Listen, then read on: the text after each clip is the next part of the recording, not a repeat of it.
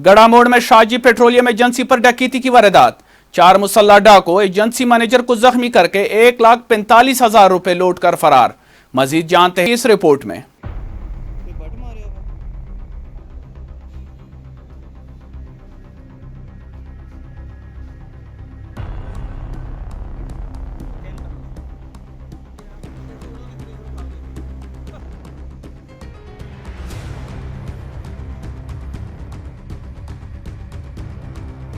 गढ़ा मोड़ विहारी रोड पर शाहजी पेट्रोलियम एजेंसी पर डकैती की वारदात। 4 नामालूम मुसल्ला डाकू दिन दिहाड़े एजेंसी मैनेजर रियाज को मजहमत पर जख्मी करके नकदी कैश 1,45,000 रुपए लूट कर फरार। 15 इतलात के बावजूद पुलिस मौके पर ना पहुंच सकी। गढ़ा मोड़ में आए रोज डकैती की वारदातें लम्हा फिक्रियां हैं और ताजरों का मालो जान खैर महफूज होकर रह गया है। एजेंसी मालिक अलीम शाह का ताजर बिरादरी के हमरा एहतजाज। सरपरस्त आला अंजुमन ताजरान गढ़ा मोड़ चौधरी मोहम्मद रियाज जट का ताजर बिरादरी के हमरा DPO विहाड़ी और DSP से वाक़या का फौरी नोटिस लेने और मुल्ज़िमान को गिरफ्तार करके आए रोज डकैती के वाक़यात को रोकने का मुतालबा।